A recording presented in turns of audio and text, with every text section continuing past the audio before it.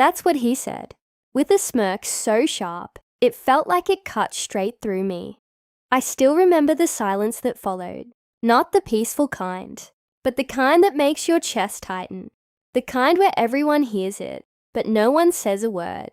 My name is Aisha, and for the longest time, I believed hard work would speak for me. I believed respect came from dedication, from staying late, from fixing mistakes no one else noticed, from quietly doing more than what was asked. I worked at a mid-sized corporate firm.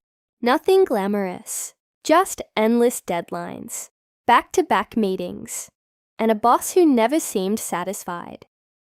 His name was Raza. At first, I admired him. He was confident, sharp, always in control. People feared him, but I thought, maybe that's what leadership looks like. Maybe that's what success demands. I was wrong. It started small. Little comments in meetings. You took too long on this. This isn't what I expected. You need to think bigger, if you can. I told myself it was feedback, that I just needed to improve. So I worked harder, but slowly. It stopped feeling like guidance and started feeling personal. He would praise others for things I had done. He would interrupt me mid-sentence. Sometimes, he wouldn't even let me speak. And then came that day. We were in a team meeting. I had spent 3 nights preparing a presentation, data, insights, projections, everything. When I started presenting, my hands were slightly shaking, but my voice was steady. Halfway through, he leaned back in his chair, crossed his arms, and said it. Don't complain. This is your limit. And then, he smirked. A few people looked down. Some avoided eye contact. No one defended me. In that moment, something inside me didn't just break. It changed. But what I didn't know that day was that his words would be the beginning of something he would never expect. Something that would make that smirk disappear. Forever. After that meeting, I stopped trying to prove myself to him, not because I gave up, but because I started seeing things clearly. For the first time, I noticed patterns. Ideas I shared in private meetings would suddenly become his ideas in front of senior management. Reports I worked on would be presented without my name. Even worse, he started assigning me tasks meant to fail, unrealistic deadlines, incomplete information. At first, I thought maybe I was overthinking.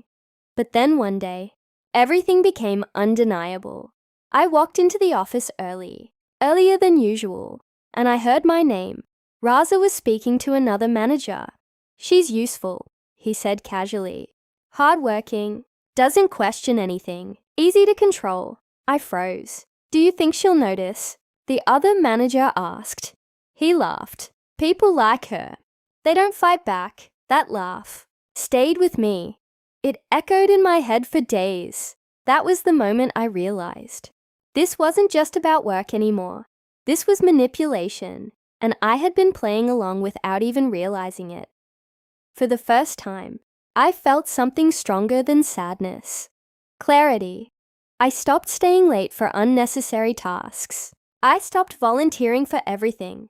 But more importantly, I started documenting everything: emails, messages, drafts, timelines, every idea I shared, every edit I made, every report I created, quietly, carefully. No one noticed the shift, not even him. Because on the outside, I was still the same Aisha. Calm, quiet, obedient. But inside, I was no longer the girl who accepted limits. I was waiting for the right moment. And then, it came.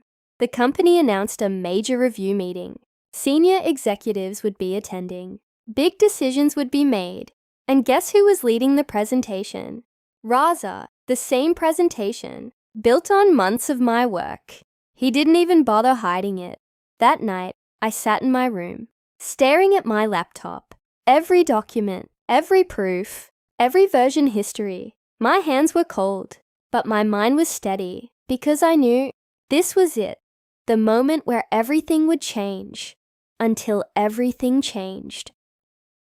The day of the meeting felt unreal. The conference room was full. Senior executives, managers, even people from headquarters. Raza stood at the front, confident as always, and I sat quietly. Just another face in the room. He began presenting, slide after slide. My work, my words, my ideas. And then he said it.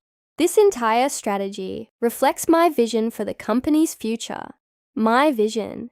I felt something settle inside me. Not anger, not fear, just certainty. When he finished, the room filled with light applause. One of the senior executives leaned forward. "This is impressive, Raza," he said. "Can you walk us through how you developed this model?" Raza smiled. And that's when I stood up.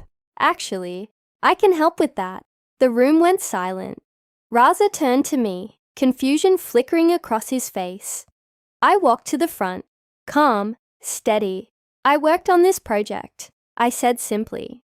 "From the initial research to the final projections." He laughed lightly, trying to dismiss me.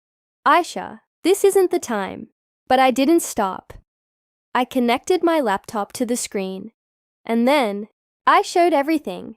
Email threads with timestamps, draft, versions with my name, data files with detailed logs, even recorded meeting notes where I presented the exact ideas he was now claiming as his own. The room changed. You could feel it. The shift. Raza's smile disappeared. His confidence cracked. "This is a misunderstanding," he tried to say, but it was too late. The truth was no longer something he could control. By the end of that meeting, everything had changed. He wasn't fired immediately, but his position, his reputation, gone. As for me, I wasn't promoted overnight. There were no dramatic celebrations, but something far more important happened. I was seen, respected, heard, and for the first time, I didn't feel small. Weeks later, I passed him in the hallway. He didn't smirk. He didn't say anything. He just looked away, and I realized revenge isn't always loud. Sometimes it's quiet. Sometimes it's simply telling the truth when no one expects you to, because people will try to define your limits. They'll try to make you believe you're not enough. But the truth is, your limit isn't what they say. It's what you choose to accept.